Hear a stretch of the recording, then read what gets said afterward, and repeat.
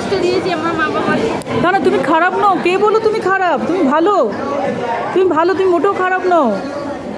ওটা হয়ে যায় আমাদের, ঠিক আছে, ঠিক আছে।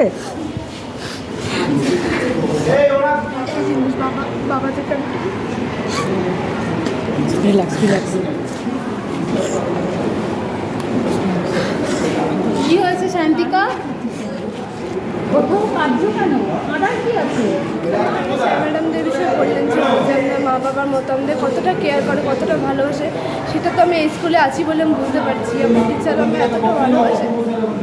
আসলে আমার পরিবার না মানে অতটা বড় নয়, বাবা মা, তাছাড়া পরিবার আছে, কিন্তু তারা পরিবারের মতোটা কাছাকাছি নয়। এই স্কুলের টিচারদের তো আমাকে খুব কাছের মনে করে, ওরাও আমাকে কাছের মনে করে, এটা আমার খুব ভালো লাগে। আমার মা বাবা আমাকে ভালোবাসে, আমার মায়ের সাথে বেশি সিলেক্ট করতে পেরেছি। আর তাছাড়া তোমার যখন মানে বাবা ওই অবস্থা হলো তখন তো সবাই কেঁদে ফেলেছিলাম, খুব ভালো অ্যাক্টিং করেছে দাদা।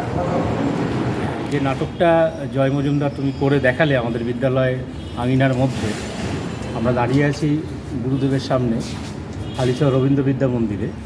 আমরা তো মোটামুটি গুরুদেবকে 25শে বৈশাখ এবং 22শে শ্রাবণে আবদ্ধ করে ফেলেছি, এই আনুষ্ঠানিকতায় আমরা আটকে থাকি।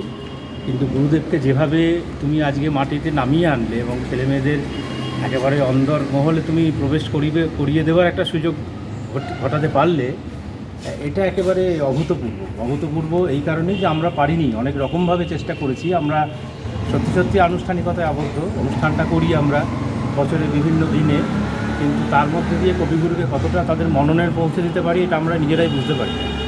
সেইখানে দাঁড়িয়ে মা আমি রবীন্দ্রনাথ ঠাকুর হতে চাই এই কথাটার মধ্যে যে ব্যঞ্জনা আছে, সেই ব্যঞ্জনাটা নিয়ে তুমি ওদের মনে পৌঁছতে পারলে। তার কারণ যেভাবে ওদের চোখে জল দেখলাম আজকে, মানে এটা তো আমাদের পক্ষে একটা মানে অভিজ্ঞান বলা যেতে পারে। কারণ আমরা ক্লাসরুমে শিক্ষক শিক্ষিকা প্রত্যেকেই, কিন্তু আমাদেরও এত ক্ষমতা হয়ে ওঠে না সবসময় যে আমরা ওদের মনে এইভাবে প্রবেশ করে একদম ডিপেস্ট কটকে ছুঁয়ে ফেলবো, এতটা ক্ষমতা আমরাও অর্জন করে উঠতে পারিনি। কিন্তু তুমি এই মাধ্যমটাকে সঙ্গী করে যেভাবে একটা এত বড় ক্লাসকে 300 জন ছেলে মেয়েকে একবারে খালি গলায় তুমি যেভাবে ছুঁয়ে গেলে, এটা সোচ্চারে বলার যোগ্য যে আজকে এই ধরনের মাধ্যমের মধ্যে দিয়ে ছেলেমেয়েদের ছোঁয়া যেতে পারে।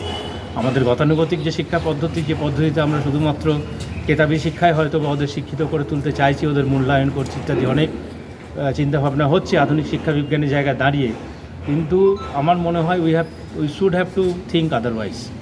ছেলেমেয়েদের মনে পৌঁছাতে গেলে হয়তো অন্য মাধ্যমের মধ্যে দিয়ে পৌঁছাতে হবে, গতানুগতিকতা বর্জন করতে হবে। সেইখানে তুমি লাকি গুপ্তারজির যে মা মুঝে টেগর বানাদে, তার সুন্দর বাংলা স্ক্রিপ্টলেস একটা সুন্দরভাবে তুমি রাখলে অভিনয়কে, একেবারে সিচুয়েশনের সাথে সামঞ্জস্য রেখে সাজুজ্য রেখে তুমি অনেক বড় হও। আমরা শিক্ষক শিক্ষিকা, তোমারও শিক্ষক শিক্ষিকা, অনেক বড় হও, অনেক উঁচু জায়গায় যাও, যেখানে তুমি জনমানুষকে এইভাবে তুমি অগ্রবর্তী ভূমিকা নিয়ে একটা দিশা দেখাতে পারো। আজকের দিনে তো দিশাহীনভাবে যুব সমাজ এগিয়ে যাচ্ছে, কারণ আমরা কোনো দিশা দিতে পারছি না। আজকের দিনে দাঁড়িয়ে কিছু নেই, কোথাও কিছু নেই।